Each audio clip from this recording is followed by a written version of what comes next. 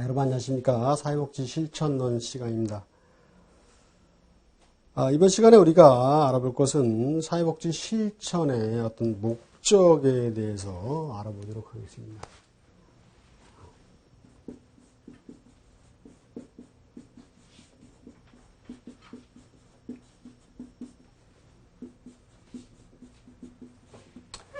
사회복지 실천을 왜 하느냐, 그 목적이 있겠죠.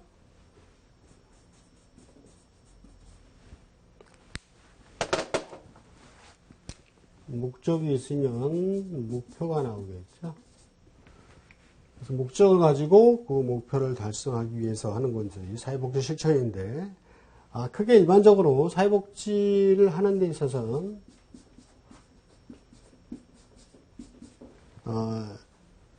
진짜 궁극적인 목적이 무엇인가, 이것을 좀 알아볼 필요가 있죠. 첫 번째는 인간을 대상으로 하는 게 사회복지라고 말씀드렸죠. 그래서 인간과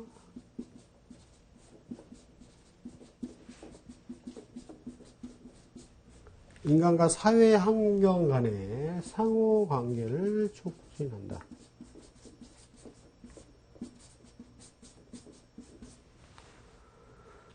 쉽게 우리는 이것을 환경 속의 인간, person in environment 이런 식으로도 표현한다.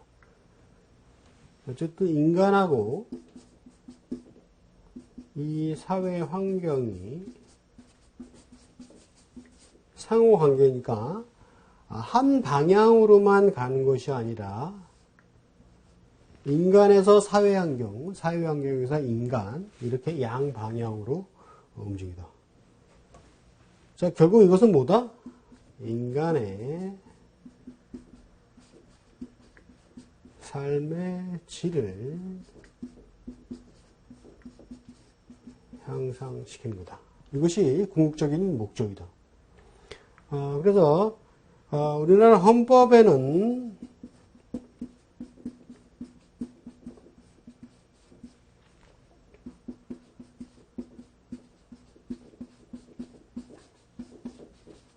이 인간다운 생활을 할 권리가 있습니다. 그렇기 때문에 인간은 인간으로서 그의 가치의 존재를 인정받고 인간답게 생활할 수 있는 권리를 찾아서 자기가 그 권리를 국가에 주장을 할 수 있게끔 헌법에 명시가 되어 있겠습니다. 그래서 이런 부분을 사회복지를 통해서 달성시키고자 하는 것이 사회복지 실천의 궁극적인 하나의 목적이다, 이렇게 볼 수가 있죠. 그래서 이 전미사회복지사 협회에서는 인간의 사회복지 실천의 어떤 하나의 궁극적인 목적을 대표적으로 표현을 했는데요.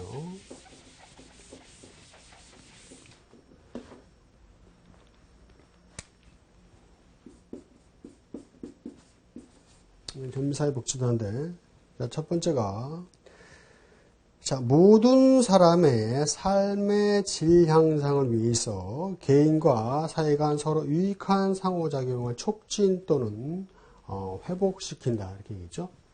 자, 여기도 삶의 질이라는 말이 나와요.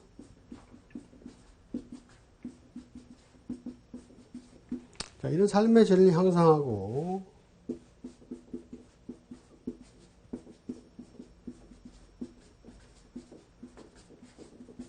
유익한 상호작용. 이 유익한 상호작용이라는 것은 인간과 사회 환경을 얘기하겠죠. 그래서 이것을 촉진시키고 어떡한다?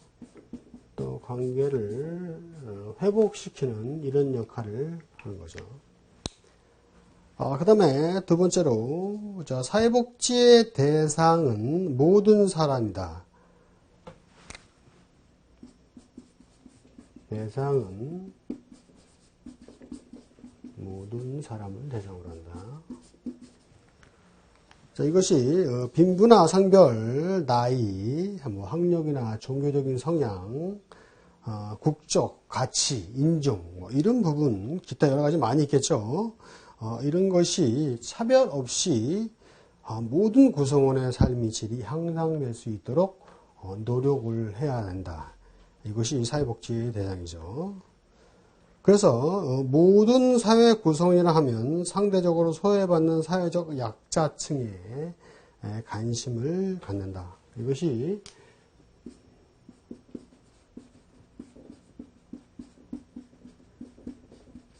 상대적 빈곤이라고 제가 말씀을 드린 적이 있습니다. 그래서 상대적인 빈곤이 무엇이고 절대적인 빈곤이 무엇인지 개념을 이해를 하시고 왜 상대적인 빈곤에 약자에 관심을 가져야 되는지 이 부분까지 이해를 하셔야 됩니다. 자, 그 다음에 나오는 것이 이제 사회적인 형평성인데,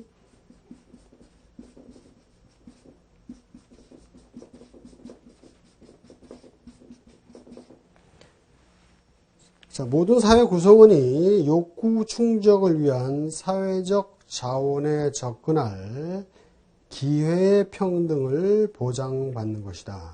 자, 이것이 사회적 형평성인데, 자, 여기서 보면, 조건의 평등이 있죠. 그 다음에 두 번째가 결과의 평등이 있고,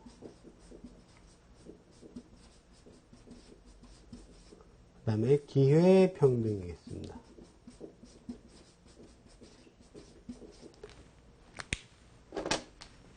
이 세 가지가 상당히 중요한 요소인데요.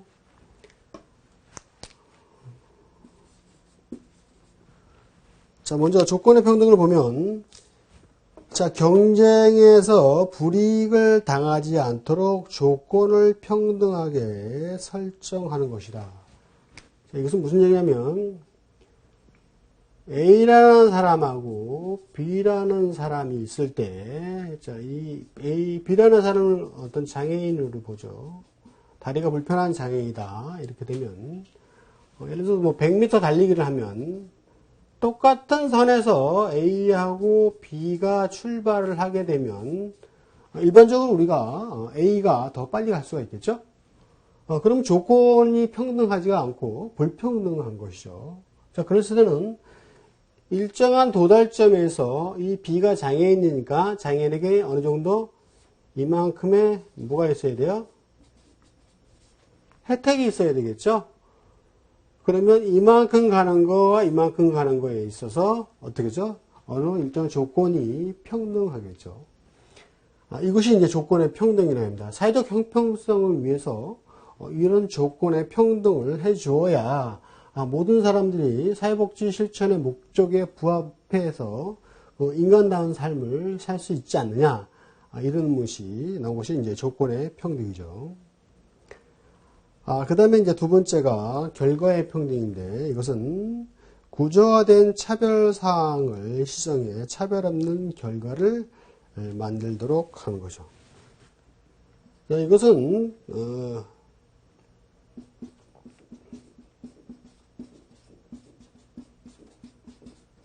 마지막 결과를 중요하게 여기는 것이죠. 과정은 상관이 없습니다. 마지막 결과가 중요한 겁니다. 즉, 똑같이 이것을 표현해서 말씀을 드리면,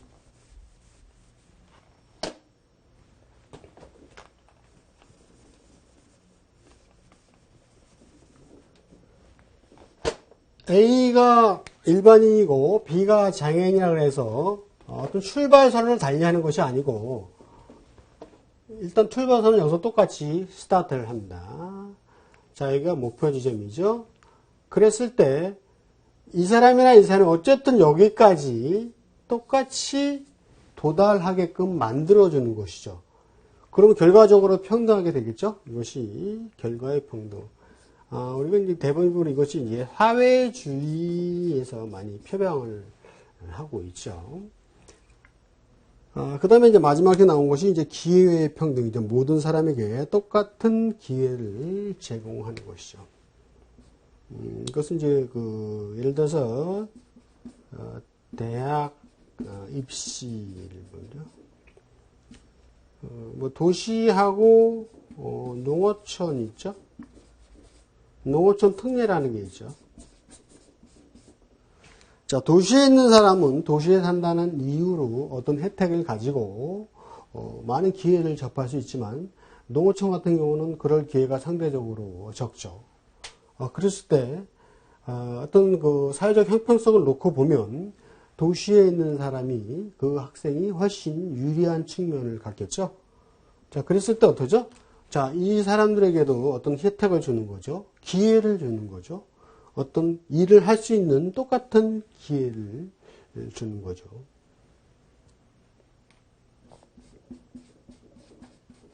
A란의 기간에 단지 도시 출신이라고만 집어넣고 이 농어촌 출신이라고는 배제를 하게 되면 여기 자체는 기회가 없죠. 이 부분만 기회를 갖는 거죠. 그렇게 되면 이 농어촌에 있는 사람들은 영영 도태될 수밖에 없는 거죠.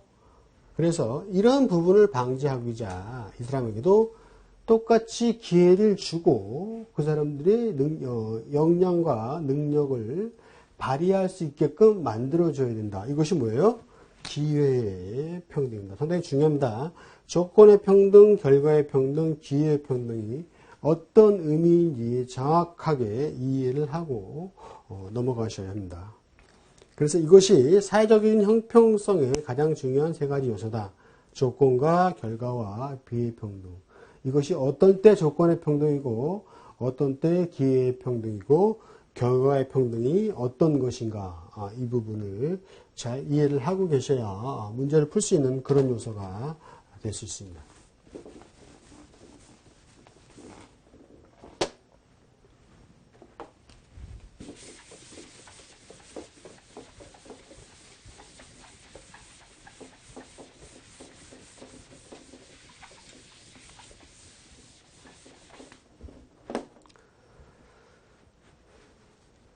자, 다음으로 볼 것이 사회복지 실천의 목적에서 베이커와 패드릭인데요. 이것도 비슷합니다. 그 모든 학자들이 사회복지 실천의 목적에 여러 가지 많은 주장을 하지만 어떻게 따지고 보면 거의 내용이 유사한 내용이 많기 때문에 때에 따라서는 학자가 주장한 실천의 목적이 무엇이냐 이런 부분을 묻는 경우도 출제가 되고 있습니다. 그래서 이것은 여러분이 그 암기적인 측면보다는 이해적인 측면을 가지고 거기 하나의 핵심 부분을 잘 파악해 놓는 것이 중요하다 하겠습니다. 먼저 베이커와 페데리코는 첫 번째가 문제 해결과 대처 능력이 중시, 그 다음에 사회 구성원과 사회 체계 사이의 건강한 상호작용 촉진, 그 다음 사회제도는 사회 구성원에게 적절한 서비스를 보장하는 사회체계 운영의 효과성 중진. 이렇게 이해를 하시면 되겠고, 그 다음에 나온 것이 이제 핑커스와 미난이죠. 학자 중에서는 이 학자가 상당히 중요한 학자입니다. 핑커스와 미난의 7가지 목적이 나오죠. 자, 첫 번째, 개인의 문제 해결 능력 증진, 즉 문제 해결 능력을 적절히 이용할 수 있도록 도움을 주는 것이죠.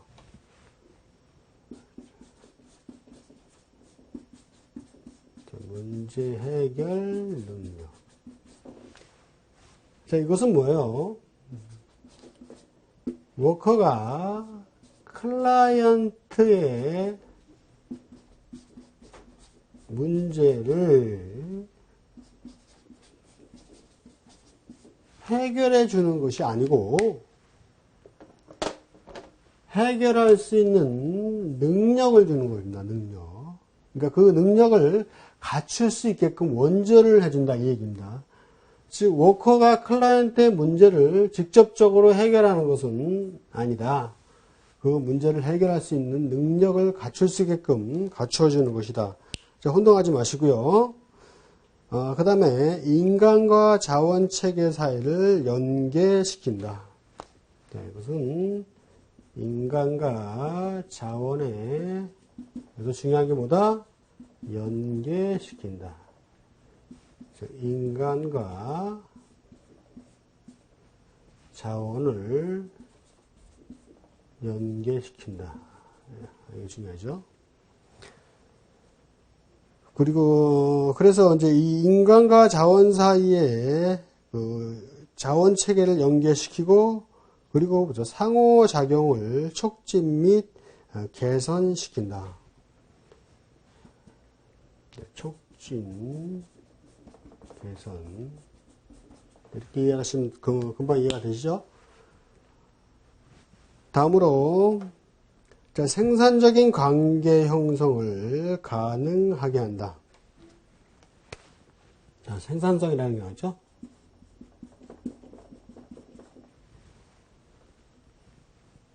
그 다음 사회정책을 개발하고 개선하는 기능을 수행한다. 자, 사회복지 실천의 목적이 인간을 대상으로 하는 목적은 맞습니다. 그런데 여기서 인간을 대상으로 자원과 연계하고 인간다운 삶을 향상시키기 위해서 모두 필요하다. 예. 사회정책도 필요하다는 얘기죠. 사회정책을 개발하고 그 다음에 개선하는 역할. 자, 그리고 나온 것이 자원을 분배한다. 자, 이것은 경제와 관련된 용어죠. 재분배. 이 용어들을 잘 이해를 하셔야 됩니다. 그리고 사회 통제라는 개념이 있죠.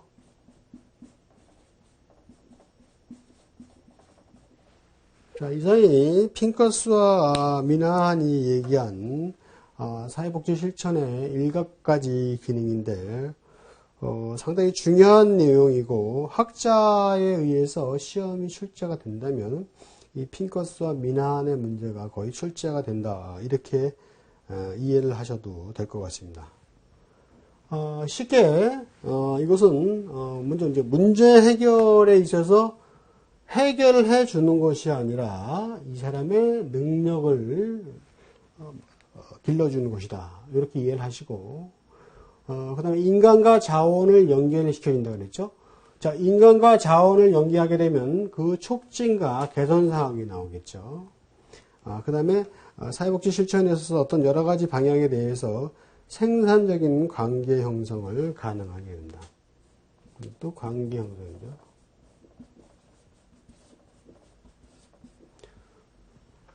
여기서 관계 형성이라는 것은 이 인간과 자원이 연계를 하게 되면 자원이 됐든 인간이 됐든 여러 가지 관계를 통해서 그 질이 업그레이드 되겠죠. 이런 의미로 보시면 되겠고. 자, 사회정책 개발 개선 역할, 자원 분배. 그다음 마지막으로 이제 사회 통제를 말씀을 드렸는데 이것은 무슨 의미냐면 자, 이쪽으로 넘어와서요.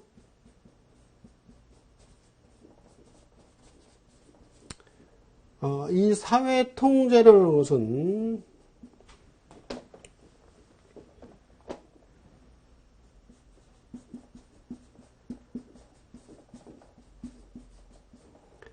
물론 쉽게 어떤 혼란이나 무질서적인 개념을 방지하고자 하는 거죠. 그래서 사회를 그냥 놔두게 되면 모든 사람들이 개인주의적이고 여러 가지 개인이 하고 싶은 욕구를 충족하겠죠. 자, 그러기 위해서는 뭐죠? 그에서는 이 사회 통제도 필요하죠. 이 사회 통제가 없게 되면 이런 문제 해결 능력이나 인간과 자원 연계, 생산적, 사회정책, 자연 분배 이런 부분들이 어떤 원하는 방향으로 가다가 상당히 많은 난관을 부딪힐 수가 있겠죠. 그래서 이 부분도 사회 통제적인 역할을 한다. 그래서 여기서 중요하게 여기셔야 될 게 방금 말씀드린 문제 해결 능력을 키워주는 거고 그 다음에 사회 정책도 개발하고 개선하는 역할도 하고 사회 통제적인 역할도 한다. 이 세 가지를 좀 알아두시면 나머지는 쉽게 문제가 해결될 수 있는 것들이고요. 이것이 핑커스와 미나한이 얘기하는 7가지 사회복지 실천의 기능이다. 이렇게 이해를 하시면 되겠습니다. 자, 이상이 이제 사회복지 실천의 목적에 대한 내용이었고, 사회복지 실천 목적에서는 다양한 목적이 있죠. 궁극적인 목적도 있었고, 그 다음에 그 사회적 형평성에 따라서 여러 가지 조건이나 기회, 결과의 평등 이런 부분도 말씀을 드렸죠. 이런 부분들이 가장 중요한 요소다 이렇게 이해를 하시면 되겠고, 다음으로 나오는 것이 이제 사회복지 실천의 목적에 의해서 이제 목표가 나오게 되겠죠.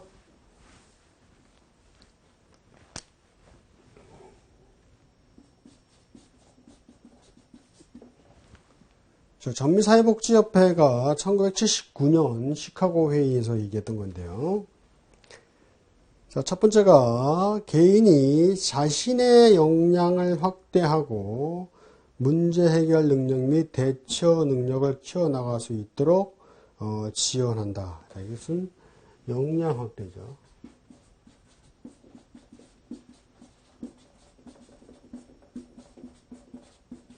개인 역량을 확대하는 것이고, 자, 두 번째가 최소한의 인간다운 삶을 유지, 행복한 삶을 살아가기 위해서 클라이언트가 각종 자원을 확보하도록 도움을 준다. 또 나왔죠? 인간다운 삶을.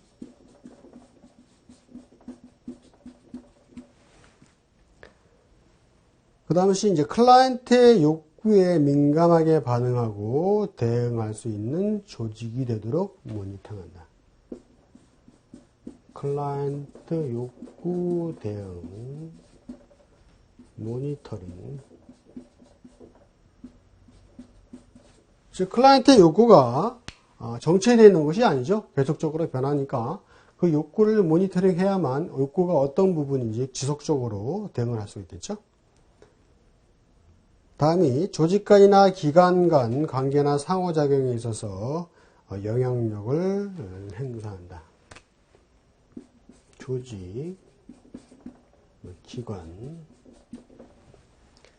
그 다음에 사회 및 환경에 관한 정책에 대해서 영향력을 행사한다. 사회, 환경. 이런 부분들이 사회복지 실천의 하나의 그 목표로 얘기가 되고 있습니다.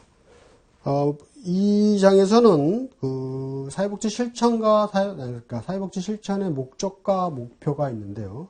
실질적으로 출제적인 면을 놓고 보면 목표보다는 목적이 더 중요하게 출제가 많이 되고, 그 다음에 그 중에서도 핑커스와 미나안이 갖고 있는 7가지 내용이 출제가 많이 된다.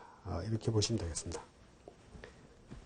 다음 제8절에서 사회복지 실천의 대상과 영역으로 넘어가겠습니다.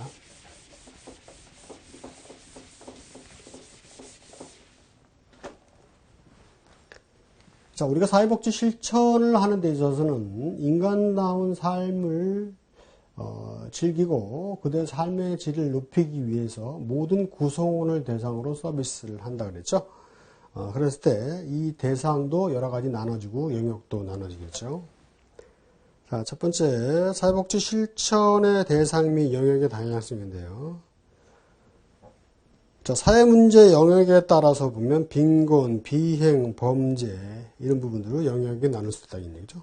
이 외에도 알코올도 있겠고 여러 가지 희귀병, 난치성 질환 모임 이런 것도 있겠죠. 이런 것들이 하나의 영역적인 요소로 이루어지고 있다. 이렇게 보시고. 다음 이제 대상 중심 분류는 이제 지역, 성별, 연령, 직업 이렇게 나눠진다. 다음에 나눈 것이 이제 개입 체계인데요. 이 개입 체계가 조금 여러분들이 좀 잘 보셔야 될 내용인데, 영역이나 이 대상은 여러분 쉽게 구분이 잘 가죠. 어디가 영역이고 어디가 대상이고. 그랬을 때 이 개입 체계가 있는데요. 보통 우리가 미시, 중시, 거시 이렇게 크게 세 가지로 나눠보죠. 작은 부분에서 큰 부분까지. 일반적으로 이제 미시적 차원이라는 것은 개인이나 집단을 대상으로 사회복지 실천의 목적과 목표를 달성 위해서 이루어지는 구체적이고 전문적인 활동이다. 자, 그럼 미시체계가 뭐다? 구체적이고 전문적 활동. 자, 이런 핵심 내용들을 잘 체크를 해놓고 계셔야 합니다. 자, 구체적이고 전문적인 활동이니까 이것은 뭐예요? 클라이언트와 워커 간의 관계죠. 이것이 미시적인 차원이죠. 그래서 예를 들면 뭐 상담 및 치료 프로그램 혹은 실질적인 자원 제공 등이 있다. 그 다음에 나온 것이 이제 중시죠. 중시라는 것은 그 집단과 지역사회를 대상으로 이루어지는 실천이로서 이것은 직간접 실천이다. 하나의 매개체계다. 이렇게 보시면 되겠습니다. 예를 들어서 클라이언트의 문제를 해결하기 위해서는 클라이언트의 문제를 해결할 수 있는 뭐 기관인지 시설, 뭐 상담소 여러 가지 다양한 데가 많겠죠. 자, 그러면 이 기관이나 시설 상담에 있어서 클라이언트의 문제를 해결해 주기 위해서 원전을 해주는 사람은 누구다? 예, 워커라고 그랬죠. 그럼 클라이언트와 워커는 미시체계로서 구체적이고 전문가적인 체계다 이렇게 있죠. 그럼 워커는 여기에 있는 여러 가지 어떤 상담 시설, 기구를 가지고 클라이언트의 문제를 해결하게끔 하죠. 그러면 워커는 이 기관이나 시설 상담소를 가지고 클라이언트의 문제를 해결했으니까 뭐가 된다? 예, 매개체계가 된다. 이해가 하셨죠? 이렇게 이해를 하시면 되겠습니다. 그래서 공동의 문제 해결, 역량 강화 등의 활동을 실천하고 있다. 이것이 중시적인 차원이다. 이렇게 얘기하면 되겠죠. 자, 그렇게 되면 자, 이 안에 내가 있고 내 주변에 어떤 하나의 환경이겠죠. 이 환경에 더 넓게 나가면 주변 외 환경이겠죠. 예를 들어서 여기 클라이언트를 나로 보고 내가 내 주변, 내가 살고 있는 지역사회에 대한 환경이 있겠죠. 그럼 이 지역사회를 벗어나면, 예를 들어서 대한민국이라 하면 이것이 대한민국이 되겠죠. 이렇게 내가 외부적으로 미시, 중시, 거시적으로 개입의 체계가 이루어진다. 그래서 우리가 개입 체계를 미시 체계다, 중시 체계다, 더 넓게 거시 체계다, 이렇게 나눠보고 있는 것입니다. 여기서는 체계적인 측면이 미시 차원이 뭐고 중시 차원이 뭐고 더 넓게 거시 차원이 뭔지 이런 부분을 이해를 하시면 되겠고요. 넘어가서요. 자, 프레들러 아테커가 나오는데 자, 뭐 직접적인 서비스, 간접적인 서비스, 지원적인 서비스, 조사 이렇게 표를 만들어 놨죠. 이 부분이 이제 지금 방금 말씀드린 이런 내용으로 이해를 하시면 되겠고 거기서 이제 직접적인 실천과 간접적인 실천이 나오는데요. 쉽게 직접적인 실천이라는 것은 1차 현장으로서 일선, 나를 보시면 되겠죠. 내가 직접적으로 서비스를 받는 어떤 클라이언트의 현장이다. 그래서 클라이언트를 직접 만나서 도움을 제공하는 형태의 사회복지. 자, 간접적인 것은 우리가 중시적인 측면으로 보게 되죠. 클라이언트를 만나지 않고 간접적인 방법으로 서비스를 제공하거나 지원하는 형태. 그래서 직접적인 서비스는 1차로 보고 간접적인 서비스는 2차로 보고 있습니다. 마지막으로 일반적인 사회복지 영역과 확장된 사회복지 영역인데요. 자, 일반적으로는 뭐 공적이 있고 민간 있고 보건의료 보시면 되겠고 이것보다 더 넓게 이제 확장이 돼서 학교사회복지, 자원봉사활동, 교동사회복지, 군사회복지, 산업사회복지 이 외에도 상당히 많죠. 확장된 사회복지라는 것은 우리가 사회복지는 전 체계적인 전 모든 분야에 이루어지는 분야다 이렇게 이해를 하시면 되겠습니다.